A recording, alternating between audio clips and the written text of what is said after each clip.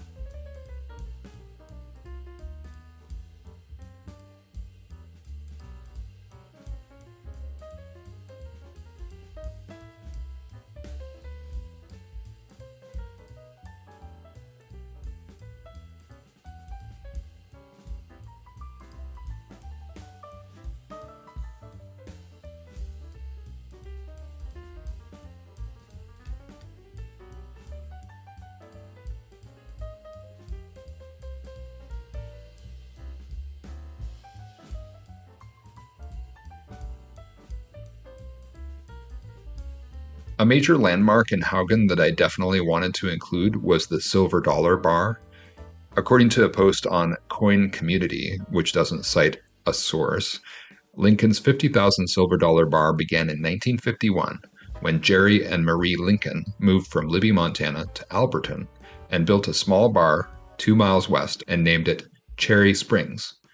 At the time, the local customers, mainly loggers and miners, were paid in silver dollars, and on October 1st, 1952, Jerry cut a round hole in the bar top, hammered a silver dollar into it, and inscribed his and Marie's name beneath it.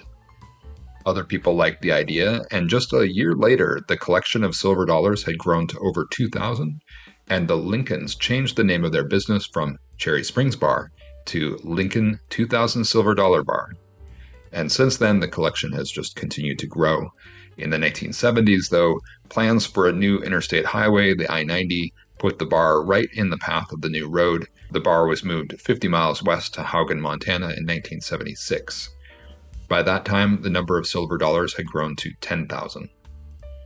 There are two mannequins of rustic cowboy types, so the bar is technically never empty.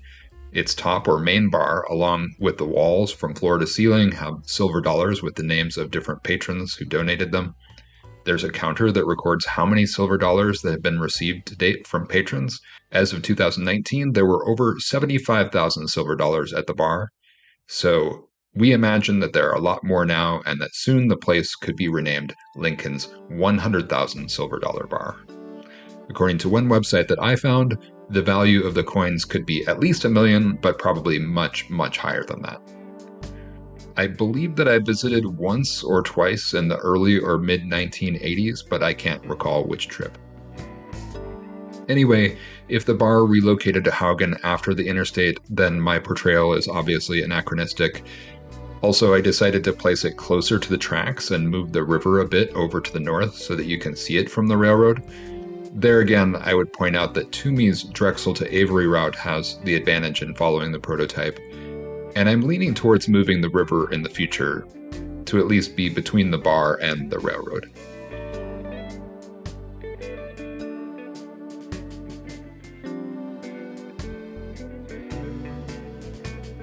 I also made the towns of Haugan and De Borgia a bit more substantial or more compact and denser than they are in real life.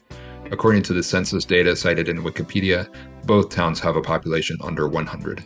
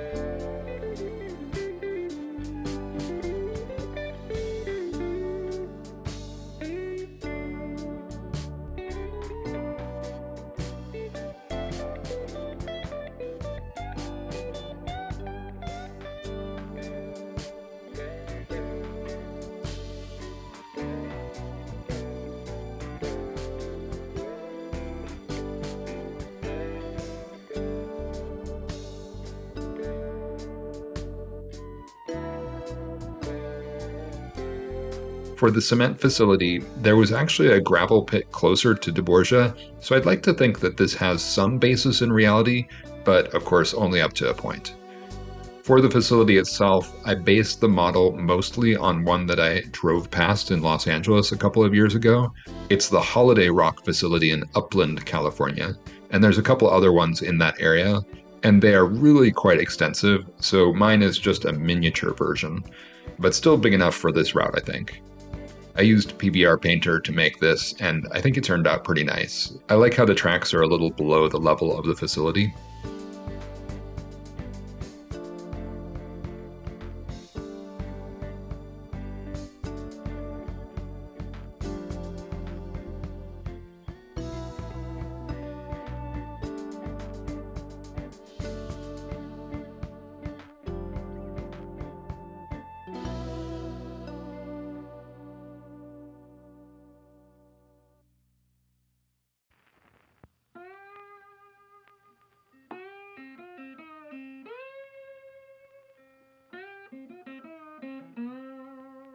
I also enjoyed making the gravel pit area. I used just 3 different textures plus white on the color layer to create a bit of variety.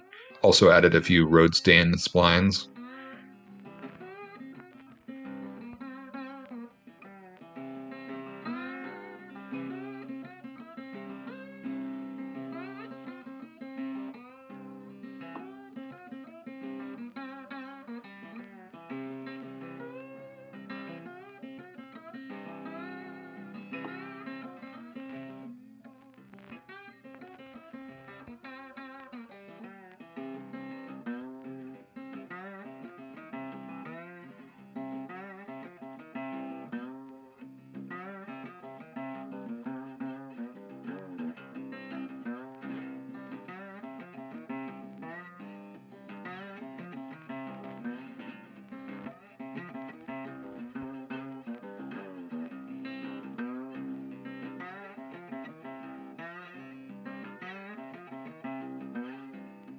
I created this way station as part of the facility, and that's also based on an example from California.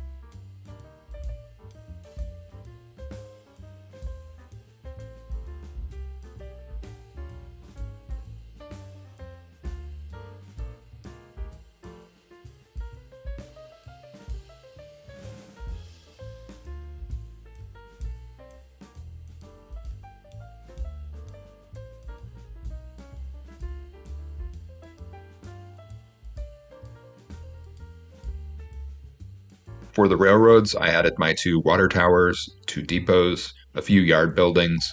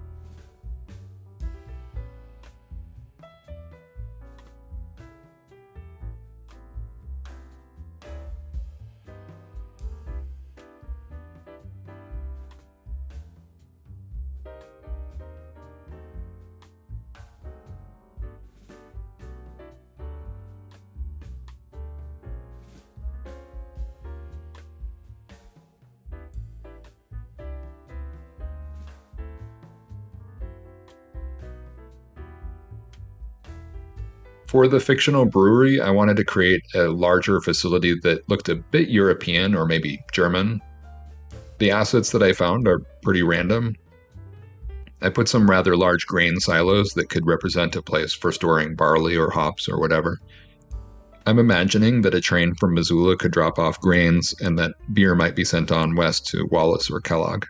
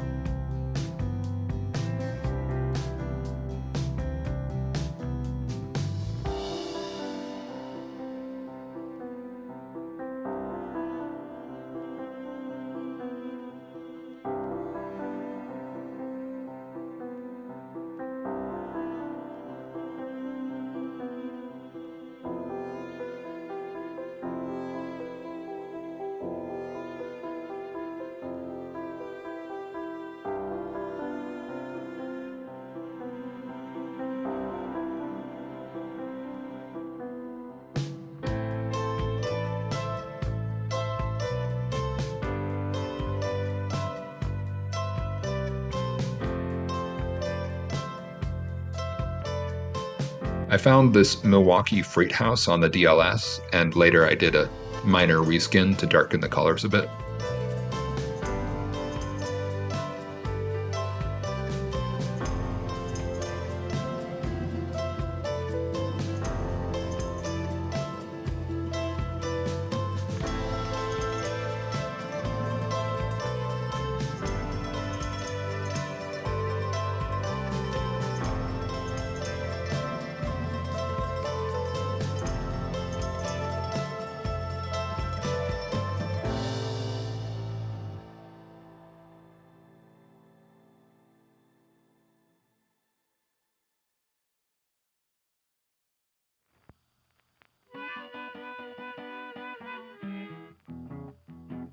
I also decided to add a Milwaukee electric substation, which is modeled on the Primrose station near Missoula. And that's kind of the standard design that was also used for the station closer by in Tarkio. However, the stations in Avery, East Portal, and Drexel all had gable roofs to deal with the heavy snow, and there wasn't any substation in Haugan at all. So here again, I'm basically not being prototypical. For my substation, I started fresh with a procedural texture and my own interpretation of the substation's electrical poles on the roof. The difference versus Toomey's substation is that his has some very carefully designed attachment points so that he can attach individual wires to the poles and connect them to power lines and catenaries. There are a number of online articles written by Milwaukee vets who recounted their experiences working in these substations. The substations in Drexel, Tarkio, and Primrose could all be controlled remotely from East Portal, which is pretty amazing. Their capacity also seems to have been a bit limited, and the famous Little Joes really took all the power that they could offer, meaning that there would only be one train powered by a single substation at a time. The Milwaukee also had diesels acting as helpers on the St. Paul Pass, so pictures often show a lash-up of Little Joes and Jeeps.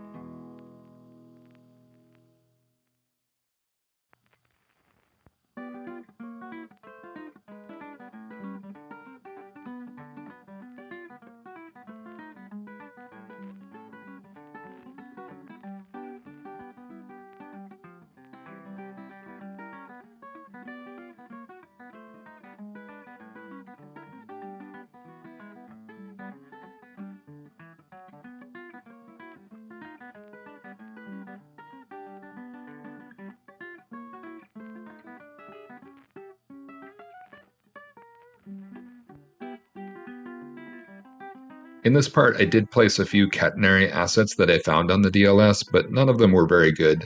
At this stage, to make sure that I wasn't copying his work, I hadn't downloaded Toomey's Drexel to Avery route. When I finally did decide to download it, the assets from his route that I opted to use were the catenaries. I really have to hand it to Toomey for his skill and effort that he poured into that route over many years.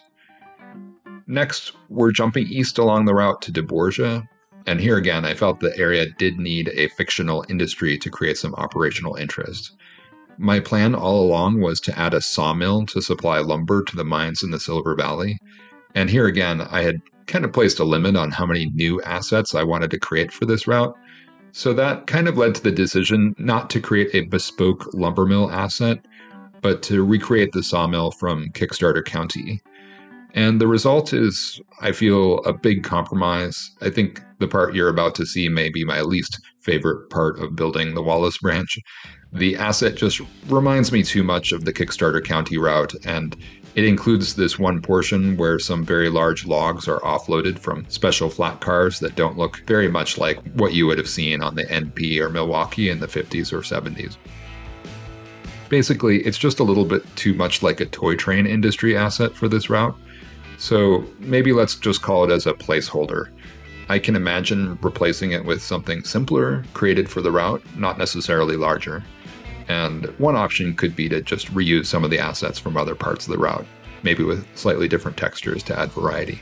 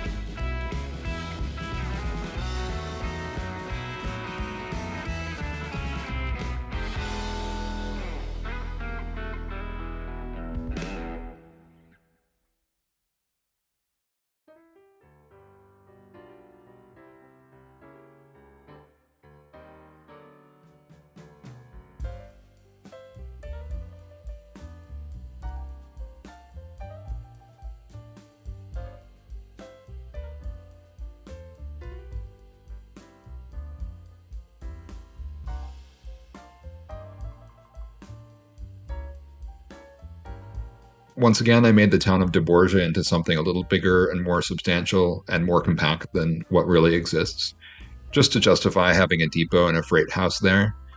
The town, incidentally, was named after St. Regis de Borgia by missionary Pierre-Jean de Smet, who also established the old mission in Cataldo, Idaho. The St. Regis River is also named after the same person. I wanted at least one unique asset for each town, but in the case of De Borgia, I decided to create a fictional asset here. This is a model of the little restaurant and gas station that appears in the film The Postman Always Rings Twice. And Lana Turner was from the Burke and Wallace areas, so I think it's an appropriate movie reference for this route.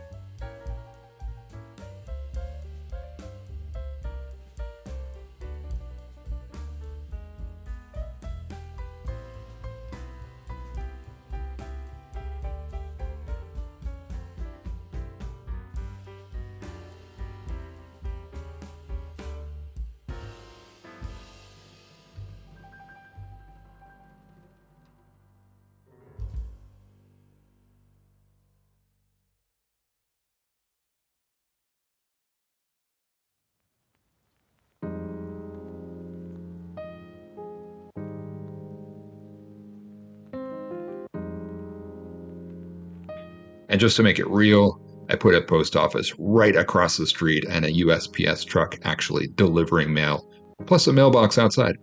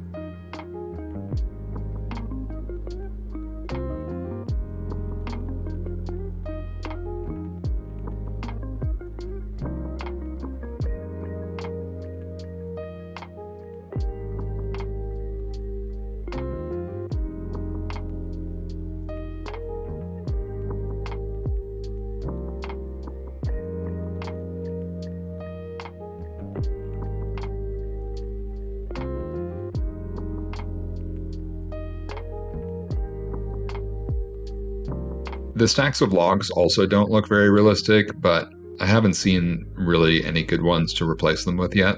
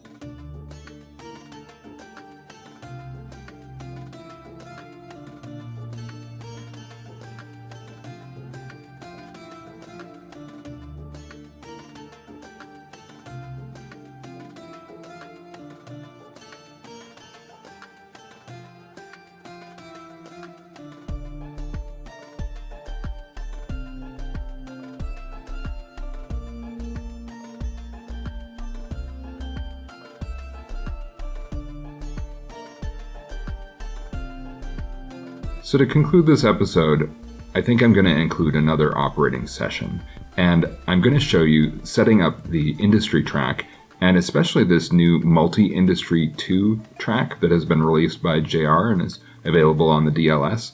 And this track is really interesting because it offers the potential to basically load any length of track that you want to within reason, and also to delay the loading and time the loading so that you could leave a string of boxcars or whatever and come back to it several hours later and it would be loaded in a more prototypical fashion.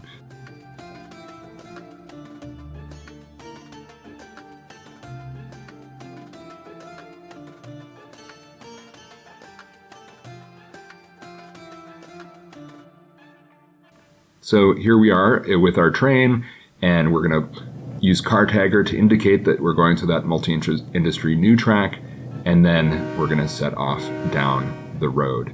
This is setting off from the very beginning of the route, just near De Borgia.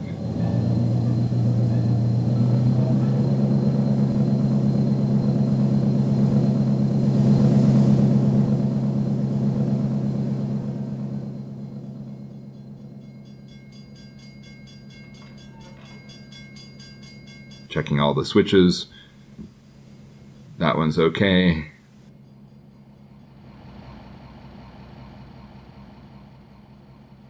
This one needs to change. Basically, these probably don't need to change, but I'll change them anyway.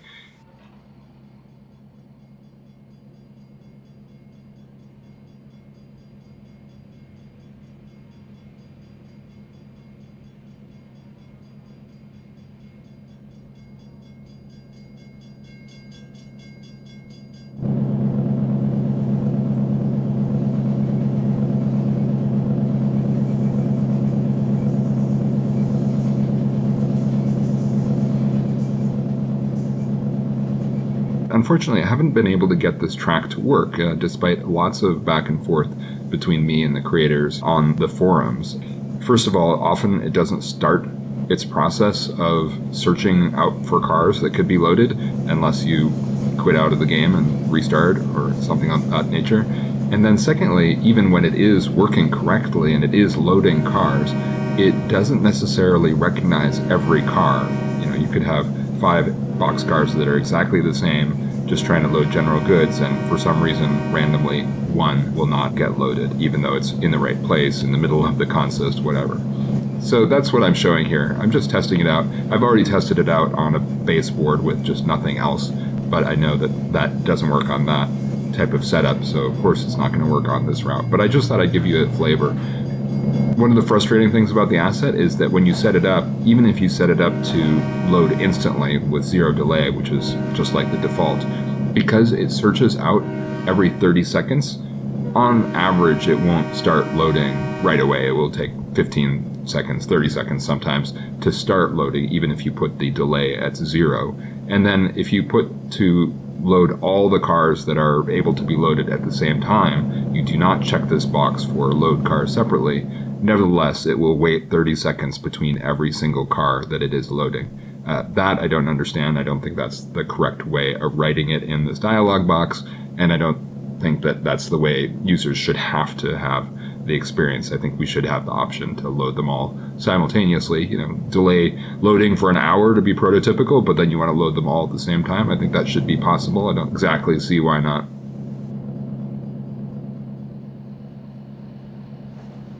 And then flying over here, get to have a look at the new setup that I ultimately ended up coming back and redoing the lumber mill, as you can see.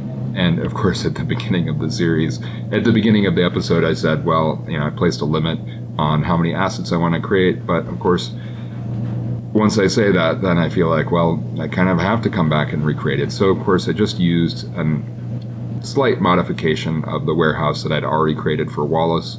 And then I changed the wood chip loader. Basically, I made my own that was modeled off of the Kickstarter County wood chip loader, but it doesn't have that building attached and it doesn't have any track attached. It's just a static scenery asset that can be placed wherever. You can put in your own multi-industry new track and link it up to whatever buildings you want to clip it into. So I like this a lot better, even though maybe the textures aren't quite as good.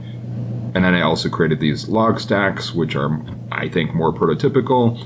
Still, the texture is not perfect, but it does match what I'll be putting on my flat cars when I'm carrying them around the route, and it's a lot better than the cartoonishly large and short logs that were in the Kickstarter County version of this lumber mill. So here we see the train pulling up finally, and essentially it starts to load, but it didn't load because the process didn't start for some reason. Just to check to make sure that it wasn't a problem with the flat cars, I went in and changed the loading track to its default setting, and indeed then, of course, it does load correctly.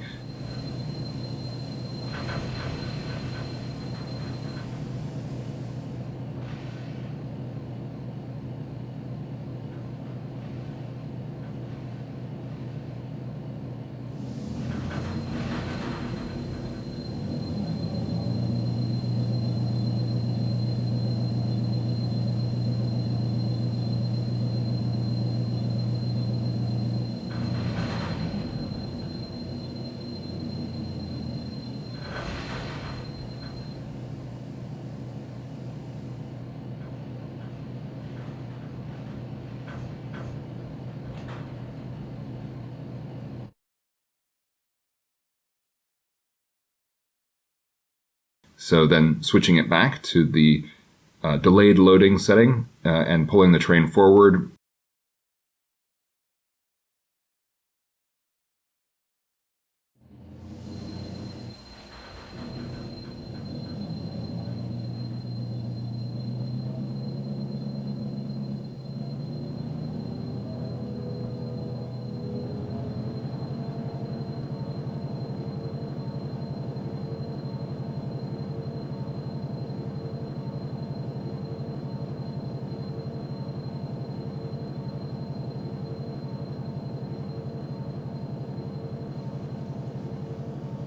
These flat cars at the end of the train should have been far enough away that when it starts its search, it wouldn't have detected that they were already on the track.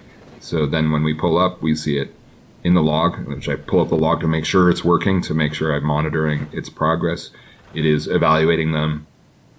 If one car gets evaluated, it'll start loading shortly thereafter.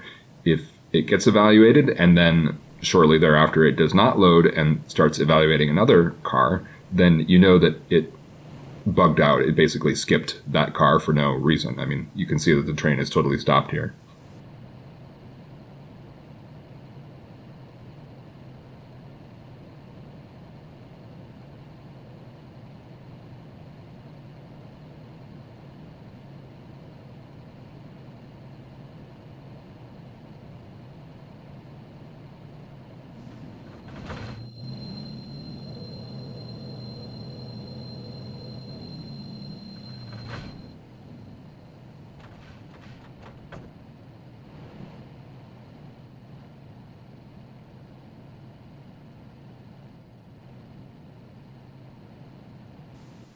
So basically, I don't think I can use this track until that problem has been resolved. Of course, it defeats the purpose of having a delayed loading if you really have to come back and babysit it and move the train back and forth in order to get the cars situated on the track and get it to actually function for all of the cars. On the other hand, if the bug is fixed, it should be a really great asset for implementing more prototypical operations where you can pull the locomotive away and it will load later without you tending to it. So fingers crossed that it will improve over time.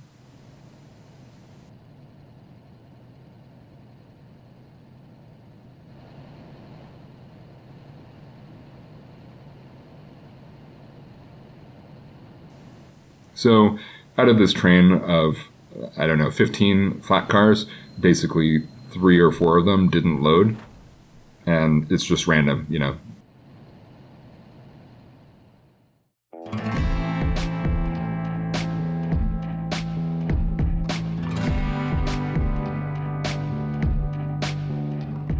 Okay, that's about it for today. Here's a quick look at how Haugan turned out after I finished adding the catenaries from Toomey's Drexel Avery route. Now the route has some operational tasks on its eastern end, and actually much of the remaining work will take place on the western end of the route near Kellogg, or Burke, Idaho. Next time, we'll be heading west and building the small Shoshone County Airport near Smelterville on the opposite side of the route. So I hope you enjoyed it. If you did, please like and subscribe, and we'll see you again next time on the Wallace Branch.